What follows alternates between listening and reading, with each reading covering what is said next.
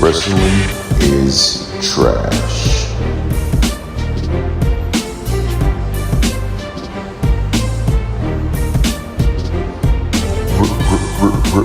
Wrestling is trash.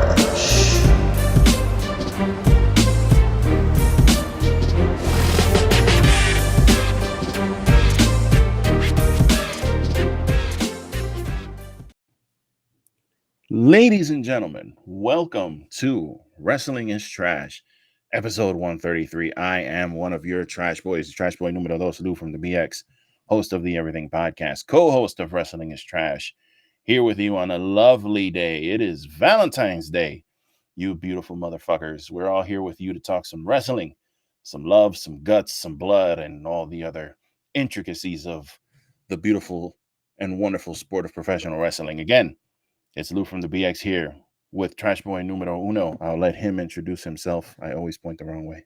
What up, everyone? Nick Anicelli coming to you live on this Valentine's Day. Excited to talk everything professional wrestling. Upcoming shows coming up.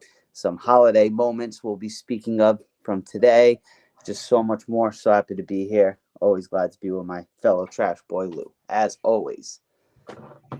Yeah, man. So we figured we'd do a little, a little love, a little Valentine love action. Pause, no homo. All the things we need to throw in there to kind of separate the legalities and things. But we're here on Valentine's Day. We've got a cool show for you. We're going to go over the Elimination Chamber card. We're going to talk some news. And we're also going to talk a little bit about our most memorable love-related angles in wrestling history. So I figured we'll start it off with the news. And one of the main things that's been kind of, I guess, it's not really big news, but it's big news to me because it fucking annoyed me. Like, I saw a tweet from someone who was tweeting about Conan. First of all, I saw Conan tweeting. Conan trending, not tweeting. I saw Conan trending. Like, why? I'm like, why the fuck is Conan trending? So then I click on it, and then I catch wind of this fucking comment, which is, of course, something like this is something you need to catch wind of, because this is not part of my, I don't run in the Conan circles. I used to like Conan back in the day when he was in the NWO.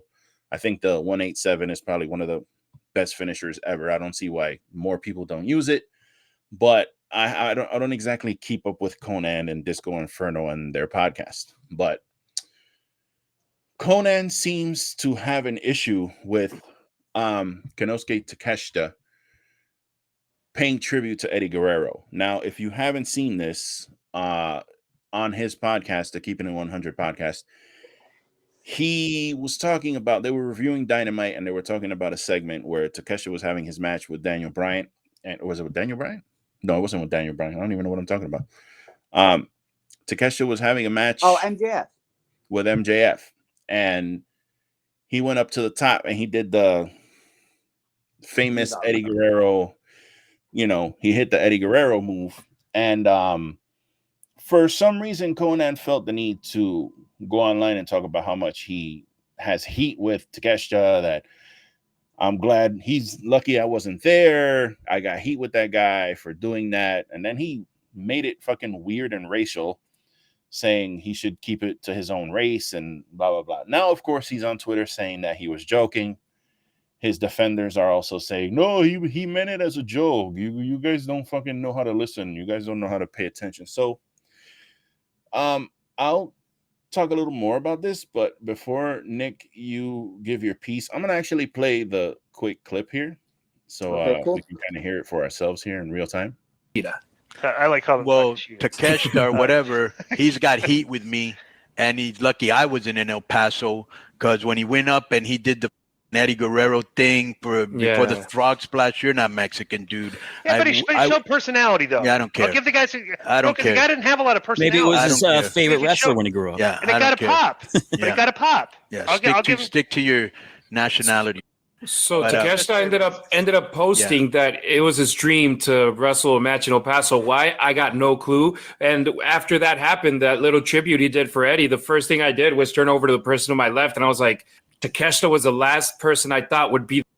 Now I let that play for a little bit after he made his comment because I wanted to see, because people are like, oh, you fucking can't understand humor. He was making a joke and he was kidding. And I let that play because I'm trying to hear where the joke is at. Oh, I'm trying to hear where he was laughing or going just kidding or any of that shit in there. I didn't hear any of that. And I listened to the whole episode. I listened to the part after that where he continues. And he starts to say, Takeshita is not that great. Bandito's better than him, which that stuff's fine. You can think that he's not good and you can think that he's not a great wrestler or he's just not as good as other people. That's fine. This is an opinion. I don't have a problem. But dude, that comment is very fucking weird, bro. To make it racial and to like pick that guy out of everyone who celebrates Eddie Guerrero to do that I just found that shit. And for lack of a better word, in poor taste. Let's just say that. Yeah, it just, to me, man, it didn't make sense because, like, if I had a family or a friend, whoever passed away, who was like a legend like that, and they were tributing him, I'd be like, yo, that's dope. You know what I mean? So for him to come off, and you could tell his tone of voice, he meant 100% everything he said. 100% everything he said. Because, like you said, like, when we joke and we talk our crap on here, usually we're laughing or we're delivering it in like a right pitch or tone or something like that. He's like, nah, he got heat with me. He got heat with me. And it's like, sit your ass down. Yeah, like, and even if we say something in jest, we'll say it's a joke because, again, and not to be too PC or anything, but in these times, people can take an audio clip like I just did and play it out of context and you won't really know. That's why I played that a little longer. I didn't want to go playing 10 minutes of this guy's podcast on the show, but I let it play a little longer so you can hear, his tone or whatever. And, usually on here, when we do something like that, we'll, let people know, it's just a joke. You know what I'm saying? It's all in jest. I don't know, man. It's just fucking weird. It's very weird. And it's funny that he's taking umbrage with this and making it weird and racial. Because I saw something today that fucking absolutely blew my mind. I've watched it about 1,000 times. And I'm not going to play it here. But I saw a promo from Scott Steiner where Samoa Joe and Conan were involved in the promo. And it's the most racist thing I've ever heard in wrestling. And I'm legit shocked that today's the first time that I heard that promo. And it's just funny to me how he decides to pick and choose what's appropriate and what's not. I know when you shared that in the chat, because I believe it was you who shared it, dude. I was like, what the fuck? Like, I've never seen that. You know what I mean? I've never heard that, bro. Because never. In the like IWC, you see it online on Twitter. Like when someone does something good or bad, it's like, hey, let's not forget when this person did this, and they post that again. And like, I'm surprised. Like perfect example, you would have thought when Scott Steiner went to the Hall of Fame last year, like this video would have surfaced. Like, I remember this guy's in the WWE Hall of Fame or something like that. So the fact, like, you just see that for the first time, I was like, damn, like he was. And that shit is at least 10 years old. At least 10 years old. Oh yeah. When Conan, because Joe looked like a child in that video. He was young as fuck. So that was at least 10 years ago, bro. And I watched TNA. That's what bugs me out. Like, I don't understand how I've never seen this before. I even went to YouTube because I saw that clip on Twitter. So I wanted to see if it was on YouTube where the quality was a little better because the audio was like extra loud on the Twitter video. Dude, it's nowhere to be found on YouTube. Nowhere. Like, I don't even know where this dude got this video from. So I had to clip the video I had to screen record it because I wanted to save that shit. I want that shit in my archives forever. If I ever need it for something, I want it there because holy shit. And if you guys don't know what we're talking about, I don't even know what to tell you. I don't even know how to get you to search it. I guess maybe reach out to us on social media and we could send it. Yeah, I can send it to you. I don't know if I want to repost that shit because it's just like I'm under, I'm of the it's just it's weird because I laugh at it because it's so fucking outrageous to me that I can't even believe that like I heard it. When I see these racist things in wrestling, it's just I end up laughing. And it's like it's not funny, but it is. But it's not funny like I'm getting enjoyment out of it. It's just it's so ludicrous to me that I can't do anything but laugh. Because what am I going to get mad at it? He said that shit like fucking 10, 12 years ago. What am I going to do? I'm going to go fucking tweet Scott Steiner about, hey, you said this a long time ago. Like, he said what he said, like, it is what it is. So, like, you know, I'm not one of these people who believes in canceling people for fucking things they said 12 years ago. What's crazy about it, to be honest, to me, is like, you got to think like that obviously wasn't just from the hip. It's like this was talked about. And everyone's like, yep, this is good. Like, let's roll with this. Yeah, because it was a pre-recorded segment recorded like outside of the building because they're like outside. Yeah. And they're in front of like the TNA sign. So it's like, you guys recorded this shit because that's when they were recording in Orlando. Yeah, at the studio. In like the Impact Zone and shit. So it's like you guys were outside recording this shit and then you sent it to production and then they fixed it up and then they aired it on their TV. Yeah, so it's like everyone at some point everyone's like obviously there were probably people uncomfortable with that situation, but people were just like, yeah, no, it's fine, air it. It's like what? Incredible. So again, bringing it back to Conan, it's just funny to me what he's picking and choosing to be, you know, irritated about. But again, he says he's joking, guys. That's my favorite. That's one of my favorite Twitter phenomenon. That's like my favorite thing on Twitter. Somebody tweets something asinine. Or they say something fucking stupid, and then people on Twitter start coming at them like, yo, what the fuck? And then they go, come on. I was kidding. It's a joke, guys. You guys can't take a joke? Nah, it's not a joke, bro. Yeah. That ain't a joke, bro. You meant that shit. So what's going to become of this, I don't know, but I guarantee you some tweets are probably going to get deleted. Oh, yeah. And after this, I have to go back and fight a couple people in that thread because I have people already attacking me for... God forbid me saying something about the mighty fucking Conan. I'm being attacked by all his fucking weird fanboys. Crazy. But yeah. Anyway, taking it to Raw. Last night we had another 3 hours of Raw. That definitely happened, where we had some angles and some things play out that I didn't really understand. We were talking before the show. Bianca, Bayley, and I can't remember anybody's name today. Becky Lynch had a three-way match to see who would qualify for the Elimination Chamber, and Bianca won. So both the ladies lost.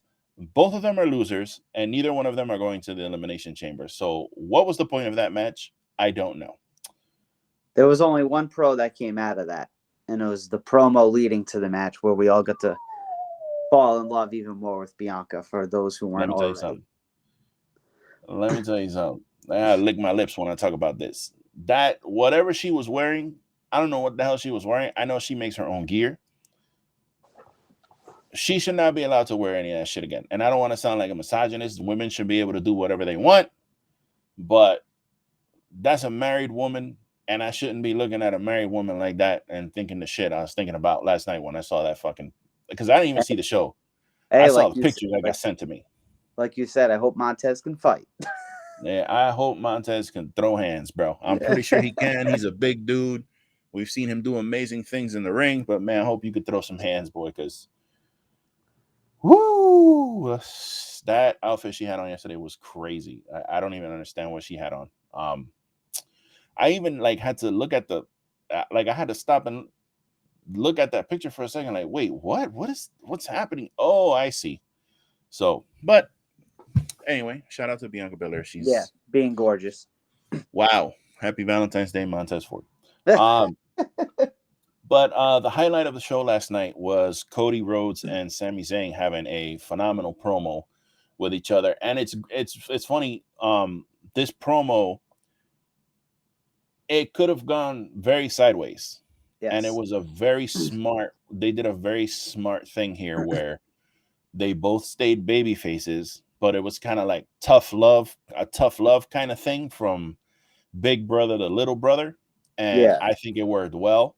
I think the crowd reacted to it well. The crowd was behind Sammy. They were behind Cody. Of course, Cody tends to go overboard sometimes with trying to, I hate when he does that. Like, come on. Like, you're not supposed to do that, bro. The crowd is supposed to get hyped from your words. You don't have to like try to hype them while you're, you know what I'm saying? Like that. They were that saying shit, this is. They were saying at one point this is awesome during a promo. Yeah. Yeah, it's already happening. You don't need them to get more hype because that shit just comes off as. That's why people ended up like turning on Cody, shit like that, and the getting choked up shit. I've talked about that before, where he's talking and then he gets choked up and shit, and it's like, okay, bro. Like I was talking to my brother, and because he was telling me like, yo, you see that Cody promo a couple weeks ago, or he was talking about Dusty, and he's like, he gets choked up, and I'm like, bro, I've seen Cody get, because he didn't watch AEW. He has no knowledge of AEW at all. I mean, he's not ignorant to it, but he just doesn't watch it. And he's like, bro, did you see that promo, Cody? And that shit was emotional. And I go, man, I seen Cody get choked up like 19 times already, bro. He does that shit every time he has a promo. He gets choked up. That's his like reverse Uno card that he has. Yeah, I just thought what I liked about it personally was they both got over in that. But like I said, they were kind of rolling some dice there. You know, that could have been bad because as people are comparing it to, it's like the elephant in the room is, you know, everyone likes Cody, but Sammy's white hot. You know what I mean? So it's kind of like they addressed all that. And I thought it was smart by Cody and them saying like, hey, we want to fight each other at Mania. So it makes Roman look even more like a bad guy. And then I think what helped them last night was that with that promo is when, I'm going to go with when. I wouldn't mind if it's an if, but I think when Sammy loses and KO helps, or even Cody maybe interferes in the match or whatever, like I think that's going to make Sammy look good when it goes towards the tag side of things. Right. Because I'm still sold. I think the tag match is going to close out night one of Mania. I wouldn't have an issue if they did that, but I don't think they are. I think that match is going to be like second to last because I think you think Rhea and Charlotte might get it? I do. I think that they're going to put them they're going to headline one night. So I wouldn't be mad with that because I like them, but I think if that feud doesn't get hot, because remember last year the plan was supposed to be Charlotte and Ronda to close out night one, and then KO and Steve Austin thing got so hot. And granted, Steve Austin, but that's the only thing. I don't know. I think Rhea and Charlotte can have a good feud, but I don't see it again that hot where it closes over that. At least if it doesn't close, it's got to open. Yeah, and it's funny because you need Rhea to initiate. Like she needs to go to a level of like really, because people love Rhea. They love her. Yeah, she's a heel, but they love her. And you need she's so over. Yeah, the thing is with Charlotte is trying so hard right now to be like a Wonder Woman babyface that you need Rhea to take it to a level. Because I was thinking that they could just have like some all-out brawls from here to WrestleMania, like just those. Rhea comes out during Charlotte's interview in the ring and they fight, and Charlotte's wearing her heels and shit, and she's all dressed up and they're pulling and fucking being pulled apart and all that shit. If they do that shit, you know, they can build the hype just on that. But Rhea has to be the one to initiate that shit because you can't have Charlotte attacking Rhea because it's just not going to work. So, you know, I think after Elimination Chamber, we'll probably see some more like of that, maybe kind of like building up, because if they don't, you're right. It's there. It's not exactly, you know, I want to see the match, but right now there's no real like heat to it or anything. Yeah, because I'll say this. I think we're both fans of Charlotte's in-ring work. She's amazing. But how many times have you been really amped going into a match of hers? Because the builds aren't never really good. The matches usually deliver, but everything else is just kind of Yeah, because because you know them, because them two had that really good match at Money in the Bank in like 2021. Yeah, it was really good. They turned the whole crowd around and like everything, so you know they can have a good match. Yeah, it's the thing. I think these two paired up. Get us there. With these two paired up, I think it's the key, because with Charlotte, we've talked about it before, where I've always felt like if she doesn't have an opponent that she actually feels is like literally not in storyline, but if she doesn't feel like this person's literally like on my level, the match ends up being shit. not so much shit, but you don't have that hype around it. Like when Charlotte wrestled Sasha. Oh, Those fucking are classics. Every single one of those was a classic, bro. But then you see her shit with Ronda. Yeah, and you know, that should be a big deal. Like that match should be a big deal because Charlotte's the only one on really, besides maybe Rhea, Bianca. I would go Becky. Other than that, I don't really see any other women on that roster who legit have a shot to beat Ronda. Like if I see her, Ronda versus X, Ronda versus YZ, those women that I just named, I think are really the ones that I go, oh, okay, she could beat Ronda. Because Liv, fucking even like we Raquel, were saying over the summer. Even Raquel, like Raquel's big. When she was feuding with Alexa Bliss when she first started. I don't even see Raquel like at that place yet where she should be beating Ronda Rousey. Just no. You know, Natalia. Yeah. Who else? You know, Shotzi. No, we've already been through that. Yeah. And now we witnessed that. But no, I get what you're saying. Like, what are you going to put Candice LeRae in there? Zelina, like, no, she's going to beat Ronda? I don't think so. Yeah, like it's no disrespect for them, but it's just Ronda's past, you know. And yeah, I guess to kind of revert back to the Roman thing, dude. I know we're gonna go into the card, but like I said, I think they did so good with this promo and just everything else leading up to this, not just last night, but. Man, Roman's gonna get booed. Oh yeah, out of the building, and he should be. It's beautiful. Yeah, it's a beautiful fucking thing. You finally have a person you want to boo, and a person you want to fucking cheer ferociously, and that's how you make magic. That's how you do it. Yeah, because with Roman was in that bad guy, cool guy thing where like everyone loved him.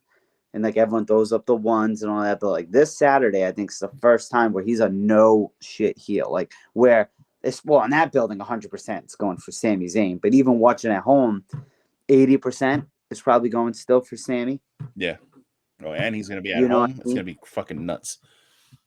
It's like weird. Do you ever think? It's wrestling, not just this storyline, because I've seen it in other ones, like the AEW's done before too.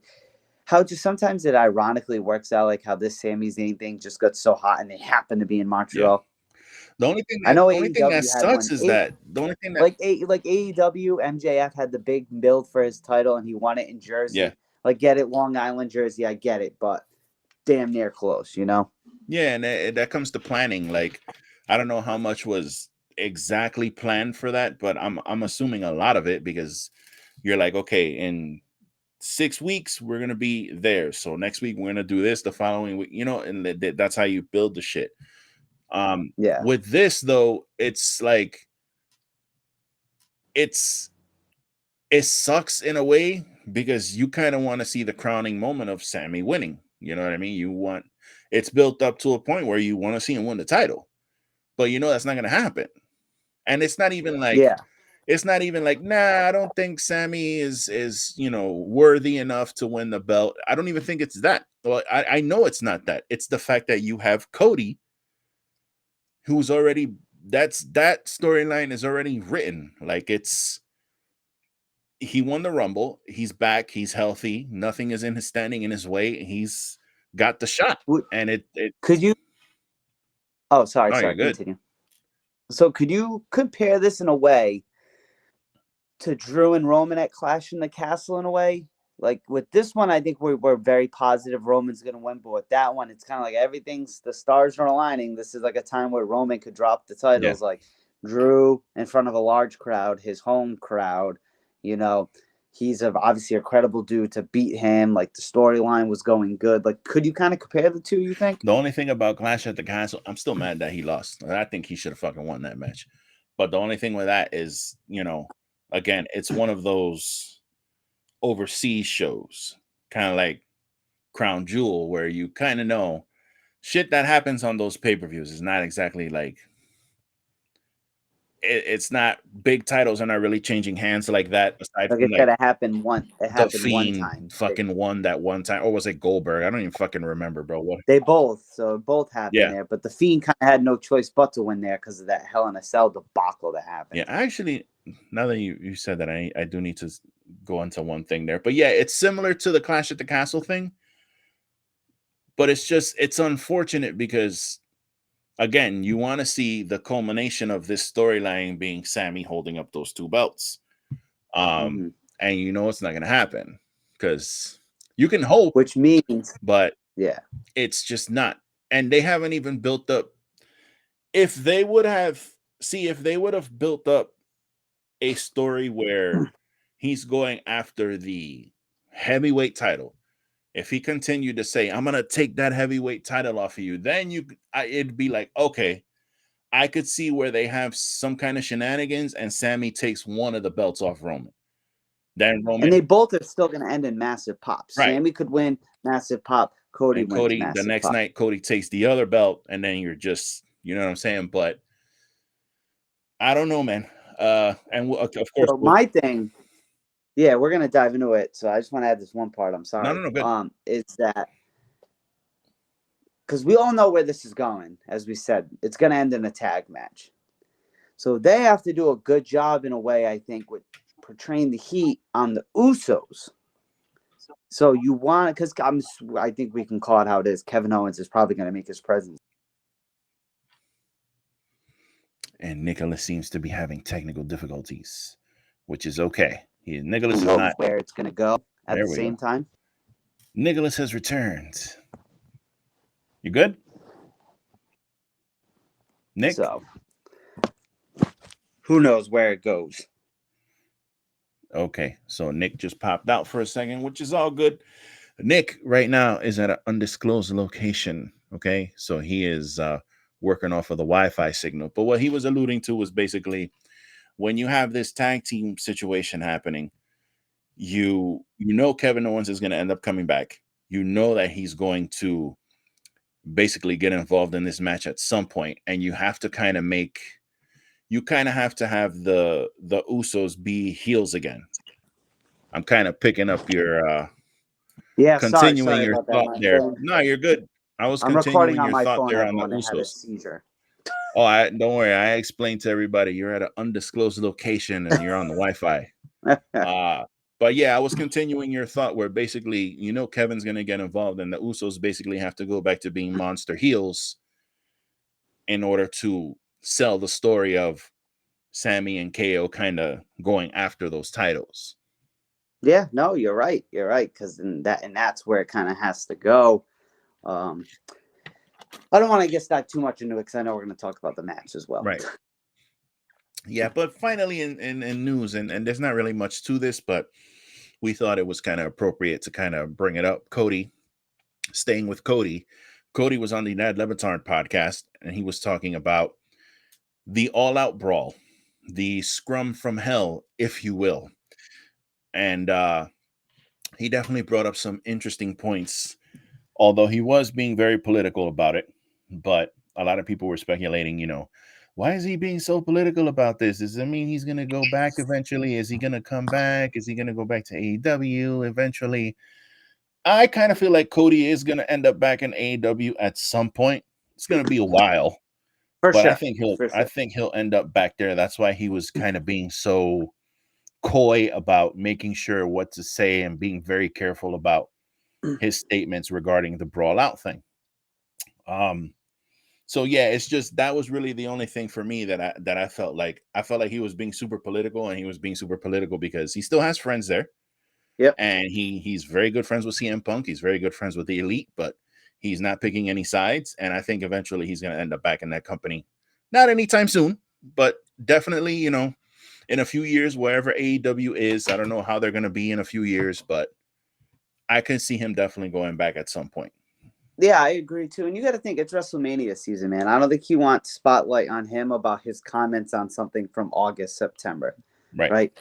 He wants it on him and kind of what's going on now. And you said he's kind of in that tricky predicament because he's friends with everyone involved in that. You know what I mean? So he was upset, obviously, that happened. I don't think anyone was happy. We like the comedy that came from that it. Shit was hilarious. But I agree. I think he's going to have his retirement match there. Like, I get, go back to where you started. So a lot of people come back to WWE to finish, but it's like, nah, dog, like, you started this. Like, I think it only makes sense for him to have his retirement match there, personally. Like honestly, if you keep it a buck, let's say they go to WrestleMania, Cody wins the titles. He has a nice reign with the titles.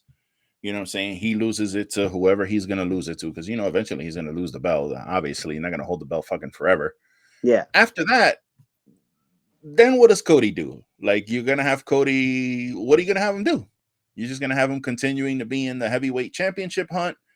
I mean, he's fulfilled his destiny. He came back. He wanted to win the belt in his father's name. You know, hopefully he brings back the Winged Eagle belt. I would love to see that. But after he wins his belt and has his run and all that shit, then, you know, he's probably going to have a couple blood feuds or whatever. And then, you know what I'm saying? He already won the title. So the whole was he going to reason win it he again came and back, just... Yeah, you know? the whole reason he came back and the fans are answering him back is to get the title. Yeah. Like he said in the promo, finish the story.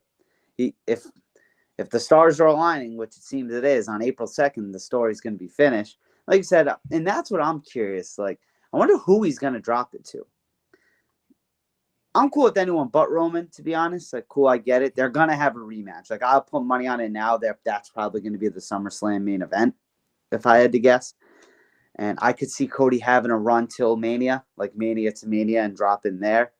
But, yeah, because it's kind of like Cody was given to him, like, hey, here's this main eventer who should take the title, or one of the guys who could. Now it's like, all right, you don't have to worry about this 800, 900-day title run. We need this guy to be that guy. Now it's kind of like I think the next person is who they're going to just take their shot with. Right. And another part about it, too, is are they going to unify the belts, or is he going to come out on Raw and, like, give up one of the belts because he feels like, you know, whatever. They could go a bunch of different ways with it. Either they can unify it and run with one belt for a while, because they could always later, you know, SmackDown later, they could always have a new GM on SmackDown. And with a belt. That GM goes, perfect example, the draft. When they have the draft, they can reintroduce a new belt. It could be next year's draft. It doesn't have to be this year. So there's things that they can do with that. So you still have options there to tell the story with Cody. Like, he runs with one belt for a while, then, you know, they come up with a new belt. So let me ask you this. So Cody's on Raw, right? So the draft happens, and let's say that's where they do the belt thing. My obvious answer is give the second one to Seth, right? Seth's been killing it. Let him go on his thing. But say he stays on Raw. So now you have the power to this whole roster, just not Seth. Who do you have take the SmackDown title, whatever they call it, whether it's Universal? I think honestly, you have to put Seth on SmackDown if you're gonna keep it, because you can't. You already did the trilogy with Cody, bro. You could have more matches, but like, why? But if like, you had to pick someone besides Seth to have, that's what I'm saying, because you got to move Seth to SmackDown, and that would be my natural choice. If they keep him on Raw, then for me, you should put that belt on Drew McIntyre. That's what I think. Put that shit on Drew. Drew is the fucking man. I really would like to see him get out of the comedy stuff that they kind of, not that he's so much in a comedy angle now, but him backstage with Sheamus going banger after banger after, it's like, it's cool, it's funny, but like, it's gone. I want to see Drew get like a championship run, like with a crowd, because that shit kind of sucked that he had that run and it was in the Thunderdome.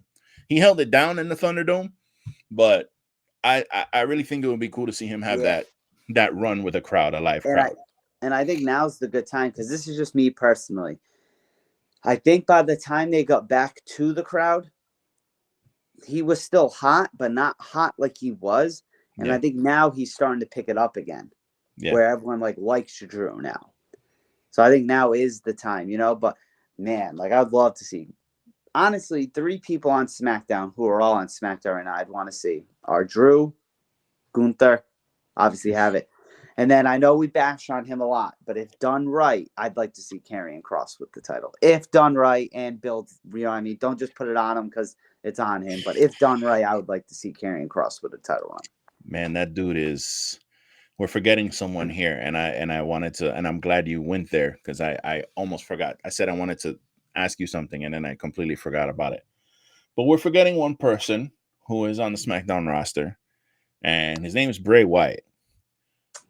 Now, here's the thing with Bray Wyatt. There's a Bray Wyatt problem right now because he has no direction already. Already he has no direction. I'm gonna keep it a bug with you. I don't think that they have any fucking idea what they're doing with this Uncle Howdy shit. I don't think they have a fucking clue. They have no storyline written for this thing. See, I think it's him. I think he's the reason. They have no direction for it. Well, because like they said, the what is it? The creative long teller position, storyteller, for long distance, wherever the fuck it's called. He's boys with him. And I'm pretty sure Bray was probably like, hey, like, I don't know, like, because I'm with you. Like, I'll always be intrigued to what he's doing. But I'm not behind him like I was Eater of Worlds Bray and Firefly House and The Fiend Bray. Right now, it's like, all right, let's see where this goes. But it's also like, I don't know, man. He keeps telling people when he's on these podcasts that he's doing now, it's like, you just got to let it go. You just got to let it go. You just got to let it go. And I'm like, all right, dog, like for so long, you can only let it go. You know? But yeah, and I think just like how The Undertaker was, he's a person who does not need the titles. I just don't think he needs it. Or if he does, it's a short run. It's a transitional champ kind of thing. Like he doesn't need it. That's a perfect example. He should have been the new Undertaker. Like the Fiend should have been the new Undertaker. They should have just had him do specialty shit and come out and have this big giant presence. Because not everyone has to be a fucking every week on TV character wrestler. You don't have to have that. No. You can have a dude who pops out, break Wyndham can Wyndham Rotunda, for people who don't know, is Bray Wyatt. That's his real name. He could actually be like he can do more creative for the shows, but then at the same time, when it comes to like WrestleMania, Royal Rumble, the big shows, he could actually have an angle on there where he's, comes out as the Fiend and does something similar to what The Undertaker used to do. And I think that would be the perfect role for him because this guy, like, they don't have a place for him. They're not going to put him in the title run. They're not giving him any other belts. He's not going to wrestle fucking Gunther. He's not going to wrestle, he's not going against Austin Theory for the US title. He doesn't need belts. That character that he's created looks like a dude who could give a rat's ass about belts. He doesn't look like a guy who gives a shit about a belt. Yeah, dude, he's just there. Yeah, I couldn't agree with you any effing more, dude. It's like, because that's what works with The Undertaker. Even like back in the day, he wasn't continuously on TV. And it's like you said, perfect. Put him in creative and then have him on the road to Mania. Have him at SummerSlam and have him at like Rumble or one other thing. I only need to see him 3 times a year. What are you going to do? Spooky shit, have a match with someone, beat them, or maybe lose. Okay, more spooky. Like, nah, dog. Like, give him something for Mania. And then after Mania, because that's the beginning of April, like, man, I don't need to see him till June when he can build something towards SummerSlam, which is, I think, the end of July or some shit. Yep. Even LA Knight was not having that shit on SmackDown. They were like, so LA Knight, we haven't seen you since your Lights Out match. What do you think about Bray Wyatt? He's like, nah, fuck that. I'm done with that Bray Wyatt shit. No more Lights Out. No more of that bullshit. It's about LA Knight. Yeah. And he just walks off. He's like, nah. Could you argue LA Knight might be one of the hottest people in WWE right now? Yeah, he's on fire, bro. And I look forward to seeing him be involved more in like the main storylines. Hopefully with that promo, because I haven't seen anything else with LA Knight and Bray Wyatt. I haven't really been watching like that, but I haven't seen anything else as far as them continuing this thing. So hopefully he's on his way to something else, and maybe they want to have him go up against Gunther for a while and maybe, try to go after the IC title. That would be pretty cool. Him as a face going after Gunther as a heel. I think I would like to see those matches. I would like to see that feud. But yeah, he's the potential to be one of the top guys in the company, man. He really does. He's got it all. He's got the look. He's got the fucking promo.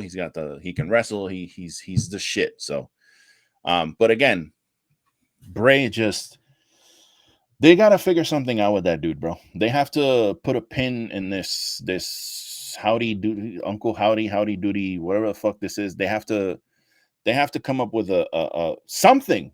They have to come up with something. I don't even know what to call it, because right now it's like it's little shit, and then they go to commercial and they come back and it's like on to the next match, and it's like, no, bro, like, can you fucking give me some? Who the fuck is Uncle Howdy? Like, who is this guy? Why is he here? What is he doing? Where is he Bray going? Should give a backstory on him or something. It's basic storytelling. When you're writing a book about a person, you go, who is this person? What is he doing? Or she? Where is he going? That's basic story development. Who is this person? What are they doing? Where are they going? Because they kind of had it going there for a second. They had a good part where Uncle Howdy, Sister Abigail to Bray Wyatt, and it's like, all right, now we're going to know more about this, and then he just comes out the next week. Now, my thing, at the beginning, I was intrigued because Bray was coming out, and he was like, I'm glad to be back. I'm happy to be here. This is who I am now. I'm myself more than I've ever been. And now you have this shadowy figure who's like, nah, you're not done with your evil past. I'm here as a representation of whatever. And then they have a match and they blow it off. But they're not even doing that. It's like, I see. That's what I think his Mania match is going to be. I think he's going to fight Howdy. Fight Bo Dallas? Which is Bo Dallas. So I guess it's kind of cool, brother versus brother, that we just don't know it's going to be brother versus brother, obviously. But I don't know. Yeah. Yeah, they have to figure something out with him, bro, because he's very talented. And again, I don't want anybody to think we're over here shitting on Bray Wyatt. He's very talented. We're fans. I love his look. I love his idea, his brain, how he comes up with ideas. He's constantly having new ideas. I think that he would be fucking phenomenal helping other people develop some ideas for themselves. Meanwhile, he can still be an attraction with his, his craziness. He could do a Fiend match every year if he wanted to, but he doesn't have to be on TV every week is the main point. So I have to ask you a question before we move on. Dan, Dan texted me and asked this, and as he said when he was on with us, he's a big CM Punk fan. I would like to close my phone and read the message, but I don't want to ruin it. So, Dan, whenever you listen, let me know how I butchered it wrong. He asked me along the lines if it's like Punk, is Seth Rollins on the same level of Punk as if he retired, say today, and came back 7 years, like would everyone go like massive for him like they did with Punk? And like to that regards, I want to say, like I said, I don't want to check the phone because I don't want to mess up the stream or anything, but no, I get accolade-wise, I think Seth's going to beat. But would you say he's at that level? Like they're going to chant for him or whatever? Man, I think CM Punk, and I'm really glad you brought that up. CM Punk is like it was a different time, and it's a whole different thing with CM Punk. Now, I saw something on TikTok where and I was going to record a video about it, but I didn't have time. It was a video that had a picture of 6 wrestlers. And I think the 6 wrestlers, I think it was like Hogan, Flair, CM Punk, Bray Wyatt was in there. And let's say, I don't remember who it was, but it's like Kevin Nash and someone else. Someone else their body of work. Yeah. And it was like, you have to get rid of one and their entire body of work. Yeah. Bro, and I saw all these people picking CM Punk, and I wanted to grab my phone and throw it out the fucking window. Because I was like, bro, you people, this is one of the things that bother me about wrestling. It's like, listen, you have to take if you don't like somebody, that's fine. You don't have to like everybody. You know what I mean? But if you don't like somebody personally, if you don't like their political views, if you don't like their lifestyle, who they love or whatever, for whatever reason, that's your personal problem.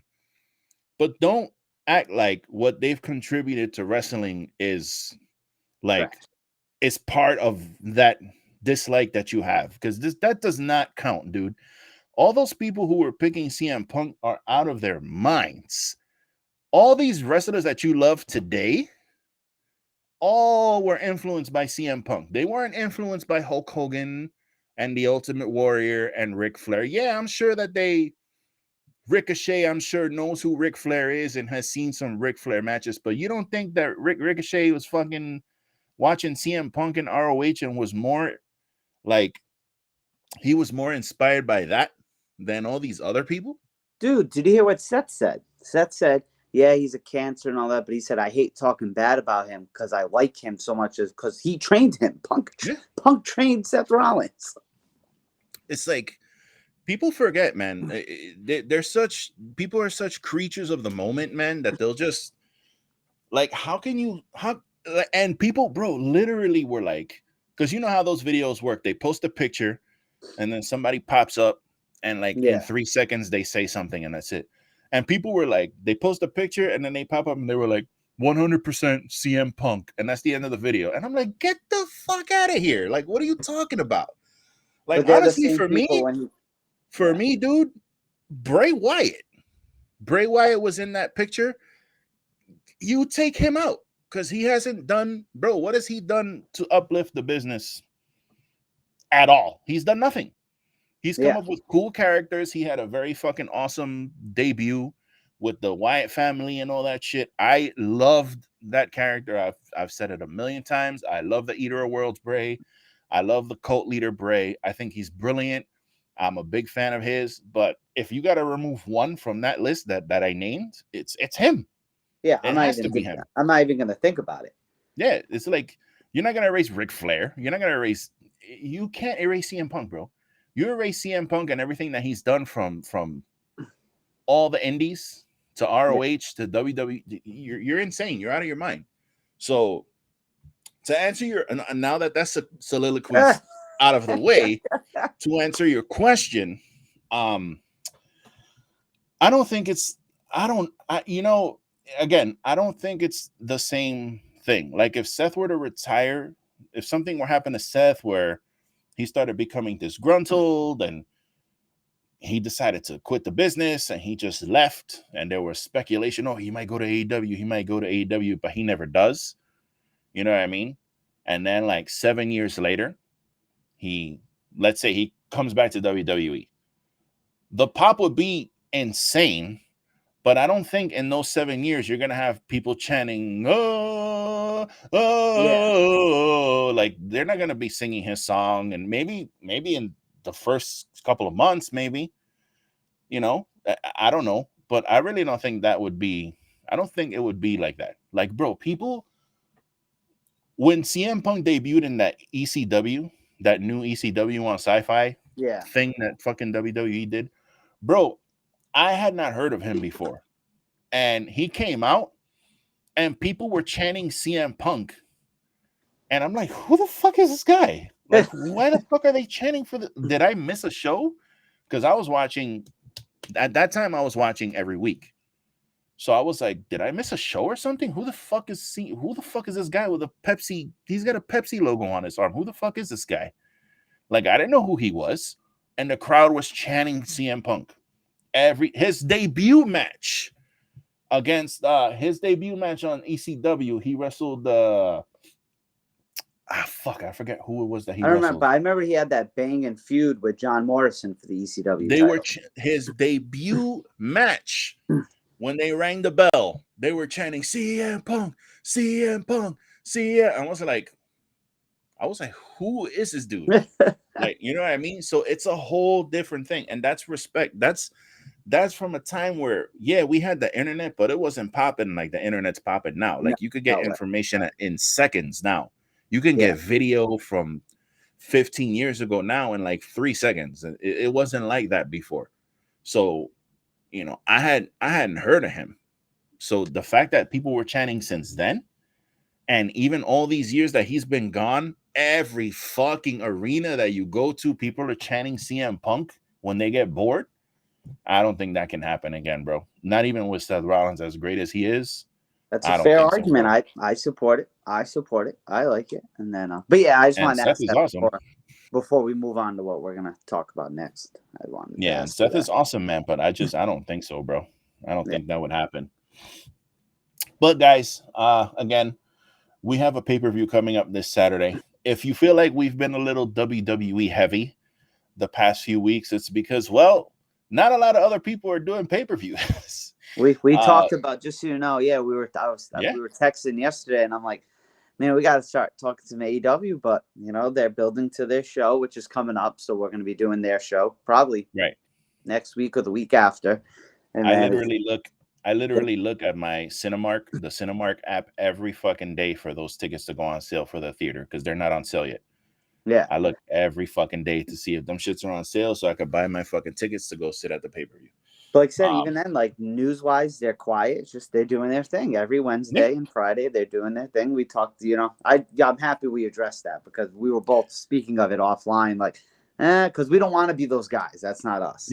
Yeah, we're not like partial to anything. We love it all, and it's like the thing is too with like AEW. Like I kind of want to talk about Dynamite, which was fucking amazing, but that was a week ago. So it's like you guys are probably already up to your ears in Dynamite talk. So why the fuck would you want to hear about it on Tuesday when we got another episode happening tomorrow? So it's like we'll figure everything out. You know what I'm saying? We'll get ourselves on a little bit of we'll get our T's crossed and our I's dotted, but. For now, WWE are cranking out their pay-per-views, so we're going to cover that because I got to tell you, I'm excited about this show. I am fucking excited about this show. First of all, once again, another Saturday pay-per-view. Absolutely. Thank you very much for Saturday pay-per-views. 5 matches. Absolutely, dude. There probably will be a match added on Friday because we have a Friday SmackDown. True. Before the show starts, so there may be a match added. I said a match matted. Did you hear that? Yeah. They're gonna mad a atch. So yeah, I wouldn't think they would add a match on SmackDown because that's kind of weird to add a match the day before a show, but you never know with these people. But right now we have the card pulled up here, and I basically copied and pasted the card from what I saw online. So we're just going to go from the bottom of the card to the top the way it landed on my notes. Whether this is how the card is going to play out or not, I don't know. But I actually like the way it's set up. I think this is probably the way they should go with it. So the first match we have on here, Brock Lesnar's Bobby Lashley. I'm a fan of starting the pay-per-view with that.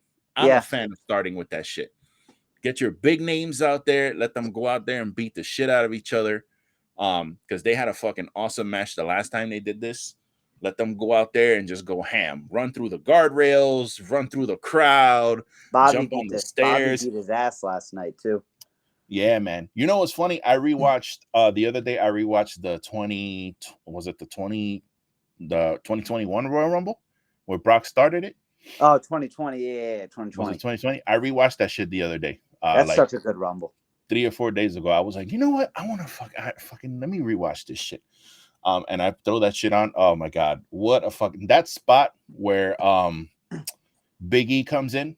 Big E comes in and Kofi's in there with Rey Mysterio. Right. And then Big E comes in and he hypes them both. He's like, all right, come on. Get up, man. Get up. You all right? You're all right. And they get in there. That fucking spot where Big E's down on his hands and knees so that Rey can jump off his back. Brock jumps and steps on his back and close. Oh my god. Dude, that guy, people really, I know people are sick of Brock Lesnar, man, but holy fuck, man, when he wants to fucking work with you, bro, that dude can do some shit, man. If I was a wrestler, one of the things if I was a wrestler and let's say like I was in the Royal Rumble and they were like, okay, Vince is like, okay, pal, you're gonna have a spot with Brock in there. You're gonna go in there, he's gonna fucking suplex you 3 times and he's gonna throw you out. I'd be like, all right, cool. But I'd grab Brock and I'd be like, hey, bro, check this out. I got an idea. I'd try to come up with an idea for some kind of spot. Yeah. Where I'm like, look, Brock, we're going to do this. This shit is going to make you look like a fucking juggernaut. And it's going to look really cool when we do it. I would try to if it was me, I would try to come up with something to do that. Just don't fucking German me 4 times and then throw me out. Nah, bro, let's do something. Let's I don't gotta make you look weak, but I got a hot take. I think when Brock's dialed in, he's one of the best. Yeah, for sure. For sure, man. That match he had with Daniel Bryan, that's like the AJ Styles one of my favorite matches. One of my favorite matches ever, bro. What a great match. Even the Goldberg match, when he lost that first match with Goldberg, when Goldberg came back a few years ago. Yeah. With when he got hit with the spear and he was selling the rib like it was broken and shit, and then he got the other spear. Even that quick little match. the way he sold, man, was fucking fantastic, dude. When Brock is dialed in, bro, it's there's not a lot of people who are better than him. And he seems to be and dialed in with this. Yeah. And he's having fun. He looks like he's actually having a lot of fun. And what can you say about Bobby? Yeah. Bobby Lashley is Bobby Lashley, bro. He's a fucking freak athlete. Dude, another thing a lot of people are sleeping on, because we're all talking about Sammy in Canada. Brock's a Canadian. Like, well, he's an American, but he's from Minnesota. Yeah, but he lives in Canada. He's lived in Canada for years, and everyone knows that. So I think the crowd's going to be on Brock's side in this one, and because he's presented as the face, but I think he's going to have a little of that hometown love. And I think, again, if they start the pay-per-view with this, the pop is going to be crazy. It really is. Imagine I think that'd be so dope. Now you say the show opens and you hear Brock's music instantly. Yeah. That fucking you hear that weird little fucking sound effect thing, and his music starts. Everybody's gonna be like, ah, shit, because it's about to go down, bro. When you hear Brock's music, shit's about to go down. That was one of my favorite parts of that Rumble. Remember the Rumble triple threat he had with Cena and Seth in 2015? Yeah. Great match, but terrible Rumble because Roman won in that whole thing. Oh yeah. Yeah. Is that the one where the Rock came out and tried to like? Yeah, that shit was so bad, bro. The Rock was trying so hard. The Rock was trying so hard, bro. He's like, "Come on, bro, love." He like when you rewatch that, you can see the Rock's face that he's trying to eyebrow the people while he's holding up Roman's hand, and he's like, "Nope, come on, stop booing. Look at my eyebrow. My eyebrow's raised. Come on, pop for this. Come on, this is my guy." That was probably one of the few times he gave bad facials where he was like, he knew. It was obvious looking at him. He knew no one liked that. Yeah, but they probably went back to Gorilla, and he was probably like, "Hey, man, I tried, bro. You on your own, kid. I don't know what family or not. Now, granted, we're reverting back here to 2015, but family or not, if The Rock can't help you, man, you're not it. Yeah. But now look. But look at him now, bro. Look at the tribal chief now, bro. Yeah, but I think I got Lashley winning. And I think the Hurt Business. I think we see it. Yeah, it's if the Hurt Business are gonna come back as heels, then it makes sense. But MVP and Shelton and Cedric were all talking backstage last night again, like in the background. They did that again. They've been doing it every week, but it happened. Yeah, again. I feel like something's fishy with that, man. I feel like they're gonna. Or you think they're gonna try to reform the Hurt Business with like Omos as their centerpiece, and then Bobby is gonna be like the outcast, which I don't like that shit. Like the Hurt Business is the Hurt Business. Like don't change it around and start doing weird shit. You don't do that shit with the Shield. You don't do that shit with the Bloodline. Like you don't. The Hurt Business is the Hurt Business. I get it. You want Omos to have a mouthpiece. Like totally get it. You could probably find him someone else. Make the Hurt Business the Hurt Business. Now, if he does show up with them, I'll give it a shot, see where it goes. But overall, I think, But I think Lashley wins because he keeps saying my manager looked at the contract, like all these people who could be like the Hurt Business. Yeah. So I don't know. I just think an MVP was talking backstage with them. Like, I don't know. I think Bobby, because I don't know where they're going to go with either of them at Mania in a fucked up way if it's not each other. Right. And again, because there's the rumors of Brock and Gunther, but there's also rumors of Gunther, Sheamus, and Drew. Gunther, Sheamus, and Drew. Woof. They're both. I want to see both of them, to be honest, both of those matches. But if you don't have Brock and Gunther, like, what do you do with these two besides run it back? But they have to. You gotta have that. You gotta have at WrestleMania that Sheamus and Gunther match, bro. You gotta have that shit there, bro. You gotta have fucking Sheamus win that IC title at WrestleMania, bro. He deserves that shit, man. I'm not the biggest Sheamus fan, run. I never was. Let me rephrase that. I was never the biggest Sheamus fan. Like, I thought he was fine. He went through a lot of bumps and bruises and shit, the Mohawk shit and But, bro, that dude is awesome. The past year, he's been on a good. Awesome. Yeah, he does whatever they ask him to do. He tries to do his best to get that shit over and to get it. I remember when he did that. I'll never forget that shit he did where he was like, he was being like, not interrogated, but he was like sitting down with like the lawyer, with David Otunga. Oh yeah. And like that shit was funny, man. Like he was really fucking funny. And that was like one of the first times where I was like, oh wow, this dude's actually hilarious. Like he's fucking like really good at this, at humor, and he's a tough guy. And I just think after all these years, man, he hasn't had that belt. He should be a Grand Slam champion, bro. I really think that they should do that at WrestleMania. Like that shit would be super dope. Yeah. And then, but who do you got winning? So I'm also gonna go with Bobby. Because I think this is just a match I honestly feel like this is just a match set up for the pay-per-view just to kind of have something big on the show. Because I think they're probably gonna have Brock go away for a little bit, and they're gonna continue on with Bobby and kind of push him into something else as far as Hurt Business or whatever else it's gonna be. I'm gonna go with Bobby. I wouldn't be shocked if they ran this back at Mania with like a crazy stipulation. Cool. Yeah, they could do that. Which I'd be fine with, because these two I like together actually. So I'd be fine with personally. Yeah, but eventually I gotta get Gunther and Lesnar in a match. I gotta see it. They teased us at Rumble. Yeah, absolutely. And the crowd felt it too. They were like, oh shit.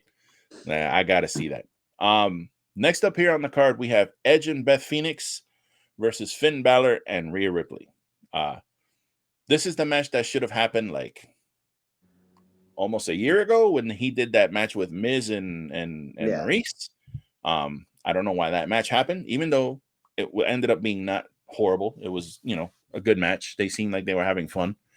But Rhea Ripley, the only thing about this that bothers me is that Rhea should be more worried about Charlotte. Yeah, she should be more concerned with Charlotte. Like this, I get why they're doing this, and I see, Rhea, she hit the fucking riptide on Beth Phoenix last night, so I get it, I understand it. But I kind of feel like, okay, you've been feuding with Judgment Day like forever, and then you go away and you come back and you're still feuding with Judgment Day. Like, let's wrap this up. Like, let's wrap this up and let's go elsewhere with it already. Rhea, and I'm just repeating myself, but I feel like Rhea should be a little more focused on getting her belt than dealing with this bullshit. What I think is going to happen is, to me, it seems simple to do. I think Edge and Beth win. Edge pins Finn. They're going to have maybe that Hell in a Cell match that was supposed to happen. Maybe that happens at Mania. I think Charlotte, since she's not on the card, gets involved in this. That distracts Rhea. So it kind of protects Rhea at the same time. And maybe that's how you start the feud more. Like, obviously, the feud started because she challenged her. Right. But I think that makes sense, right? Somehow get Charlotte involved in this to protect her, and with them losing. Unless Finn wins over Edge, or maybe she beats Beth. Or Rhea riptides the fuck out of Beth Phoenix and pins her. Imagine if Rhea riptides Edge. Oh my God, nah, she can't do that, bro. That's one of those things where I was like, nah, bro, she better not do that shit to Dominic. But she ended up doing it to Akira Tozawa anyway. She ended up doing it to a dude, that poor guy, bro. I haven't seen that guy since that shit happened. It was like, imagine if she riptides Dominic and she puts him in that shit where she pins the legs back. I think I said that on the show a while back. That like, bro, you can't do that shit, man. You can't do it, bro. Not even Rhea, I don't think. You can't pull that shit off, bro. Too much. So my overall pick, though, I'm gonna go Edge and Beth. I think I'm gonna stick to what I initially said with Charlotte getting involved, distracting Rhea. I'm gonna go with that. I just said I think Rhea is gonna end up riptiding. This could be a showcase match for Rhea to kind of get her for Charlotte. Get her momentum going for the WrestleMania match. So I'm gonna go with Finn Balor and Rhea. I'm gonna just update our names here for the picks so we have it for later. So we both went with Lashley. And I went with we Edge. Are split. Yep, split. Cool. Next up on here, again, this card just fell the way it fell. We got the Raw Women's #1 Contenders Championship. Wow, this is a mouthful. Let me try that again. Raw Women's Championship #1 Contenders Elimination Chamber match. That's quite a mouthful. Raquel Rodriguez versus Asuka versus Liv Morgan versus Nikki Cross versus Natalia versus Carmella. I'm a little confused about this match because I don't understand what Carmella's doing in this match. I don't understand what Natalia's doing in this match. So those two are obviously not going to win. That leaves Nikki Cross, Liv Morgan, Raquel, and Asuka.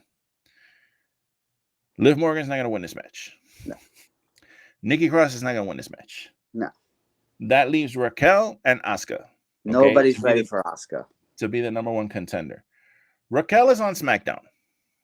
Okay. So that leaves Asuka, who is on Raw. Asuka has her new gimmick. She has the Murder Clown Kana, even though they're not calling her that, but that's basically what she is. I feel like Asuka's going to win this match and be the new number one contender. And that's going to be a fun WrestleMania match. I think that would be the most fun match to have at Mania, especially with Asuka's new face paint and her new entrance and all that shit. She could have a bomb-ass WrestleMania entrance. You know, Bianca's going to have a bomb-ass outfit on. Yeah. She's going to have a bomb-ass entrance at WrestleMania also. I think that's the big money match to have there. Because, dude, like, why is Carmella in this match? Why couldn't you give Piper Niven her name back? You give her old gimmick back, and then you beat her. I mean, they didn't beat her. Technically, she didn't get pinned, but she's one of the losers in the qualifier match. Like, why not have her in this match? Last night. And then Natalia. Why wouldn't you have Shayna Baszler or you know, Mia Yim, anyone else in this fucking match besides Natalia? Like, I don't get it. I think maybe Natalia. The thing is with Natalia is, like, I say that not because she's not talented, but it's like because she's not gonna win. Like, she's in there. I feel like she's in there to kind of direct. She's like directing traffic because she's the most experienced out of everybody there. You know what I mean? She's the most experienced. She's got the most experience out of everyone. And I think she's there to kind of like help the referee kind of direct traffic with the match. I feel like that's why they threw her in there, which is cool. That's a big responsibility. And that shows that they have a lot of trust with her.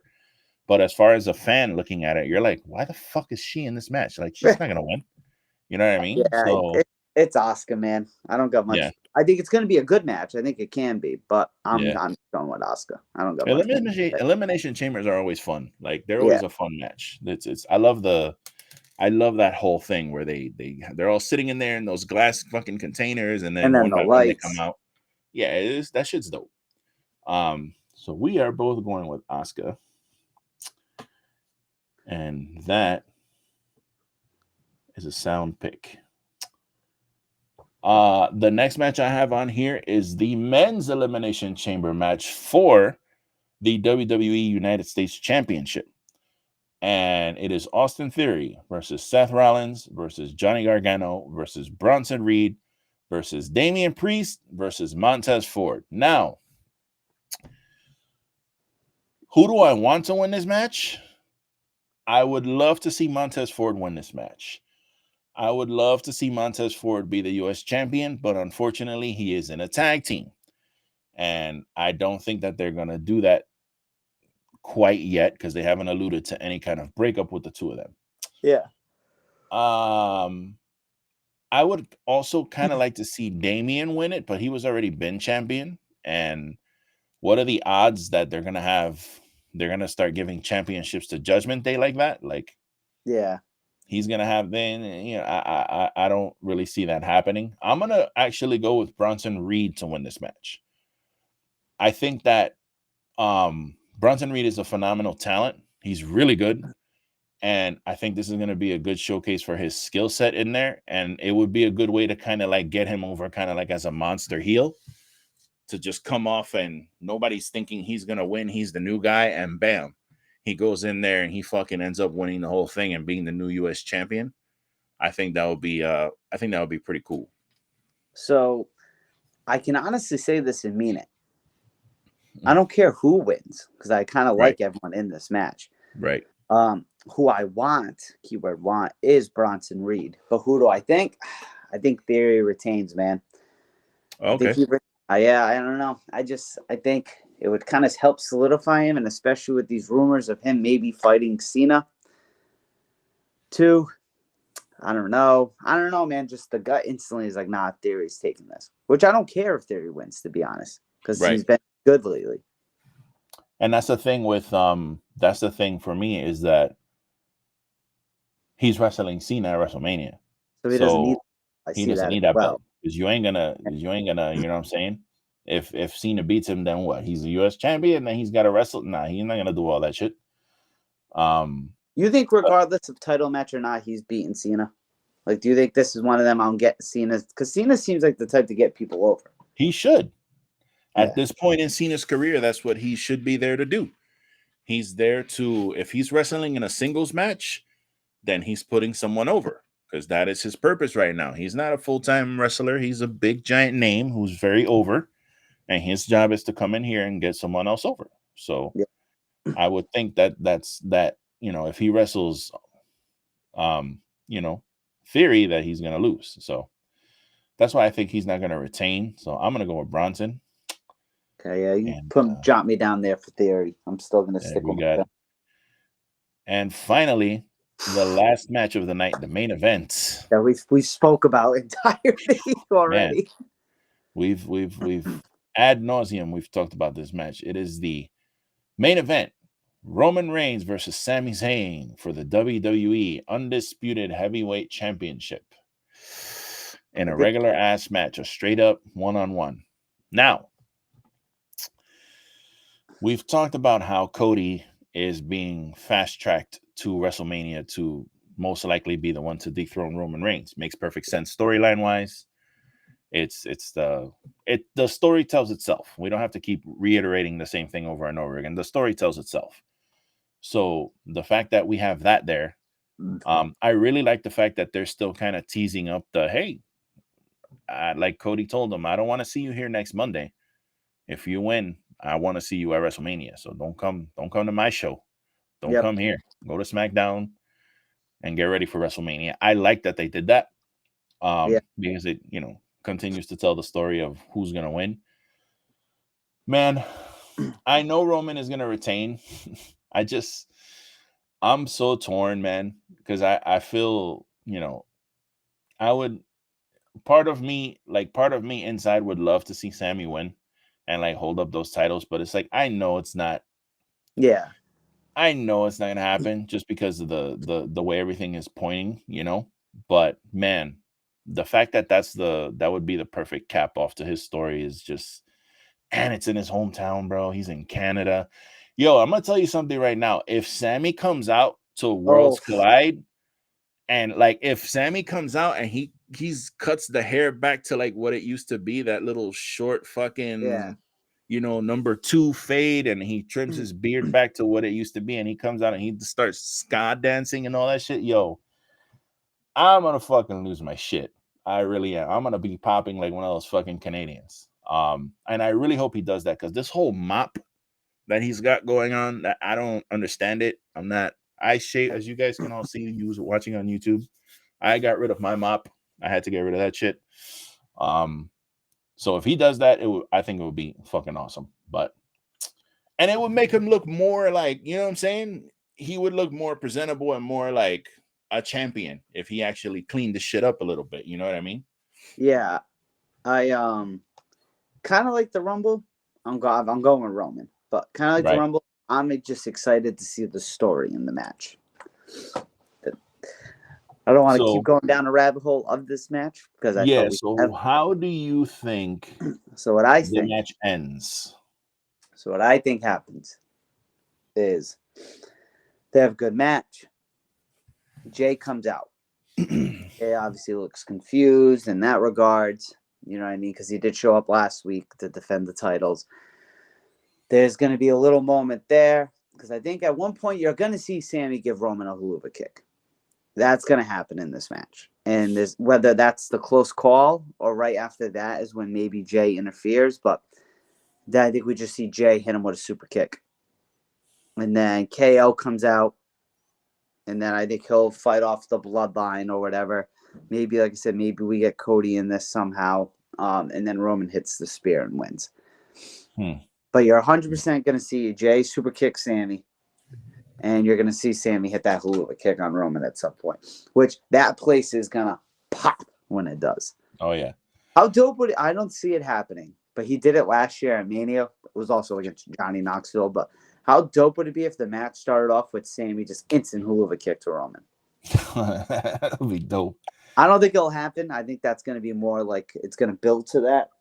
But I would still love that. But yeah, I'm excited to see the story and see where it goes. But I definitely think we get the dissension of Jay like turning on Sammy. Because as of right now, they're cool. Last week on SmackDown, he's like, I got your back and all this shit. Right. So, yeah, I'm just excited to see where it goes. I'm strapped in for the ride. Oh, yeah. I have a similar thought process to you, but I think it's going to happen more. I think so. They're going to have a match. They're going to have a match. That's super fucking obvious. They'll have their match. And then when they go to the finish, I think something's going to happen where like Roman goes for the spear. Sammy either like ducks out of the way or kind of like maybe like leapfrogs over Roman and he goes into the turnbuckle. And then when he does that, Sammy goes to the other side, runs over, haluva kicks. Roman hits the mat. And then when he goes to pin him, the ref goes to count. Either Jay comes in and immediately he doesn't even give the he doesn't even give like the maybe I'm your friend or not. He immediately either pulls the ref out or maybe there's a ref bump and he ends up kicking Sammy. Yeah. They take Sammy out. Roman hits the spear. Ref wakes up. 1, 2, 3, they retain. And then after the match is over, I think is where you're going to see Jimmy come out. You're going to see Solo. Well, actually, I don't even think Jimmy can be there. First of all, we didn't even get into that part. I don't even think the fucking Usos can be in Canada. I think I read they're allowed. Well, Jay is. Jay's good. It's Jimmy. And I read somewhere, I forget where, I wish I was more prepared, but that Jimmy is good to be here at this one. Okay. I could be wrong, though. I could be wrong. Yeah. The last I read. Yeah, because I was hearing different shit. I was hearing that neither one of them can go, and then there's like only Jay, but not Jimmy. Is like I really don't know. Regardless, you don't really need Jimmy there, I guess, as much, but you definitely need Jay there. You need Jay there. So I think once that happens, once the match is over, because my thing is about numbers, because they're gonna need Jimmy and Solo there at least, and then the three of them can start beating the shit out of Sammy. Here comes Kevin Owens. Kevin Owens comes in, tries to make the save. They get overpowered because it's 3-on-2. Here comes Cody. Then Cody comes out, clears the ring and shit. Then they can continue having Jimmy fighting with Sammy on the outside. You know what I'm saying? KO fighting Solo. And then you can have a stare down in the middle of the ring with Roman and Cody. That way you can, because the thing is, the tricky part about this is you're going to have Sammy lose, but how do you transition that into him being a contender for the tag team titles now? Because it kind of makes you look like, well, you couldn't beat Roman, so now you got to go for the other titles. You know what I mean? Yeah. So they have to play it in a way where there's a big reason for him to do it. So if Jay comes out and betrays him, that would be, he said, I thought you were my dog and this and that, and you fucking betrayed me, and now I'm going to take your fucking titles or whatever. So I think that's basically how it's going to go. Roman wins. After the match, all hell breaks loose. All hell breaks loose after the match. I'm just excited to see. That's all. Yeah, this is looking like a fucking good show, man. It really is. Elimination Chambers are, again, very entertaining. I think those are our predictions for the show. What do you guys think is going to happen on the Elimination Chamber? Let us know in the comments. Man, drop a comment, let us know. Hit us up on Twitter, Instagram, and give us your thoughts on what's going to happen. We're going to drop this very early, so you have time to listen and kind of come up with your own, be your own booker for the show. But again, we're coming towards the end of the show, and seeing as how today is Valentine's Day, I thought it would be appropriate for us to kind of just go over our kind of like our favorite love related angles in wrestling that we've kind of seen over the years. And I honestly really could not only think of one, because there's plenty out there that that have happened. There have definitely been a lot of wedding related angles in WWE and TNA Impact, and we've seen it everywhere. But when I think of like kind of like a love related angle, I really can only really think of Billy and Chuck's wedding, when Eric Bischoff was, well, we didn't know it was Eric Bischoff at the time, but Eric Bischoff was revealed as the preacher who was actually marrying the two of them together. And that's where we got the debut of the I'm sorry, my throat is killing me. We got the 3-minute warning debut, was just his little tag team, it's his Samoan tag team there, Rico, which was actually Rosie and what's his name? It was called Jamal, right? But it was wasn't that Umaga? That was Umaga's debut in WWE. I thought that angle was fucking so superb, because I had no fucking idea that was Eric Bischoff. They had him in like all this prosthetic like makeup on, and when he started peeling all that shit off, the look on fucking Stephanie's face was priceless, dude. And then they came out and just fucking destroyed everybody after the match. That was some good ass TV back in the day. Yeah, one thing that we can go down with the obvious with Macho and Elizabeth and all that. Like, we're not skipping over that. But for me, it'll always be where I get a laugh in good TV was the Edge and Lita live sex celebration. Oh man. Where I don't know the backstory on all that, how it happened, if they were actually going to do the thing or what. But yeah, especially me, because I was like younger then too. Yeah. So I'm in that thing where like at the time sex was like, ooh, yeah, you know, it was super naughty. It was very naughty. So it was just like, but I'll never forget that one. That was insane. It was because I think that was the night after he won the title, and then Cena gets in there and like AA's him on the bed. Right. But when I think of Lita, though, I always end up thinking about fucking when she was with Kane and she was like pregnant with Kane's baby or something like that, and she had like the baby. And Snitsky punted the baby. And that's who it was, because I was thinking Mike Knox for some reason. I was like, who fucking dude, he punted the baby into the crowd. People didn't even know how to react to that shit. They didn't know whether to laugh or cheer or boo. They were just like, wait, what the fuck? Did you just kick a baby into the crowd? Like, what the fuck is happening here? Every time I think of Lita, I always end up thinking about that angle, dude. That shit is hilarious. Of course, when I was a kid, the Macho Man and Sensational Sherry thing, when Macho Man lost his retirement match, and Sherry went in there and started pulling his hair and beating the shit out of him, and Elizabeth came out of the crowd and grabbed her and threw her out the ring, and then he was crying and holding her up, and they show all the shots of everybody in the crowd crying, and Macho Man's crying and Elizabeth is crying. Everybody's fucking crying, bro. Well, you can't forget the best wedding when Lashley and Lana were going to get married. Oh, Jesus. When Morgan came out saying she loved her, and then Rusev came out of a cake.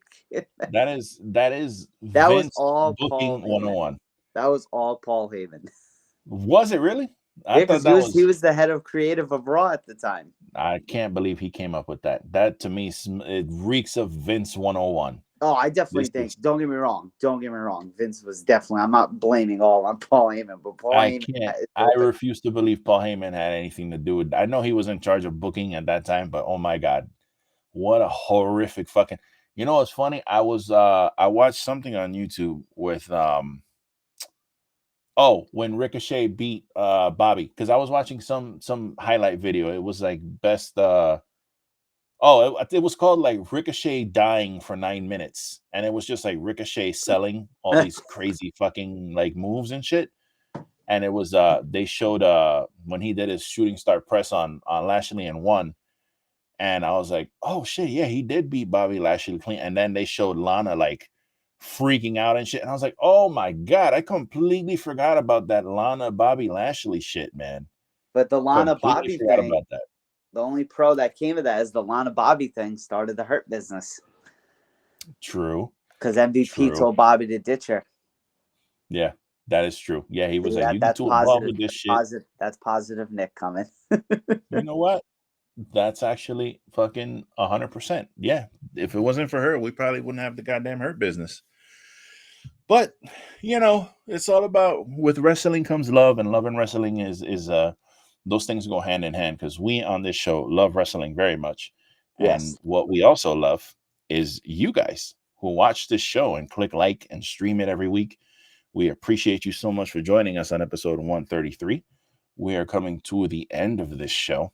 So I'd like to thank you right there, Mr. Anicelli, for yet another fantastic episode of this show. I'd like to thank you, the audience, who are listening and streaming this show. Thank you very much for joining us once again. I hope you have a very happy Valentine's Day, the rest of the Valentine's Day, if you're listening to this today. And yeah, man, I'm going to pass it off to Nick so he can finish this show. But as always, peace and happy wrestling. Is that a heart? I tried to do a heart. There it is. So as always, great talking with you, wrestling. We talk every day, but as far as face to face, this is our one weekly interaction, so it's always a blast. Yeah. I am going to turn it back to you after, because you need to plug yourself, because everyone needs to know where they can always find Lou and all his fantastic shit. But as far as the show, Wrestling is Trash on YouTube. Like, subscribe, share, comment. Like you said, this is where we bitch for a second. Not even bitch. You guys all watch every week. Just like it. Comment. Interact. But anyway, yeah, you can find us there. And then on Twitter at wrestlingistrash and Instagram at wrestlingistrash. As Lou said, for those who's celebrating Valentine's Day with whoever, whatever, however it may be, if you're listening today, enjoy. If not, enjoy the rest of the week. And we'll be back next week, obviously, talking fallout of this Sammy Roman. And we'll probably be talking more about Revolution, because that's shortly around the corner as well. But once again, back to you, Lou. Damn it, I messed up. And always, I can never point in the right direction, dude. I'll never get it right. To close it all out, you already know, Lou from the BX, host of the Everything Podcast. Oh shit, look at that. I can't even grab the right side of the shirt. Check the logo. I actually have launched I haven't uploaded it yet, because I've been kind of a little lazy with my personal podcasting stuff. I haven't recorded an episode in like a week and a half, so I'm due for an episode. But I made a new merch store, and the merch store, the quality of shirts is much better, but the store's ready and it's launched. I just haven't posted the links yet, so I'm kind of figuring out if I want to do that or not. But other than that, you can hit up the Everything Podcast on Instagram, and from there you hit the link and you'll have access to everything in my bio, from the Everything Podcast to Wrestling is Trash to all the other Lou from the BX content. So with that being said, ladies and gentlemen, peace and love. We will see you next week. Peace out. Bam.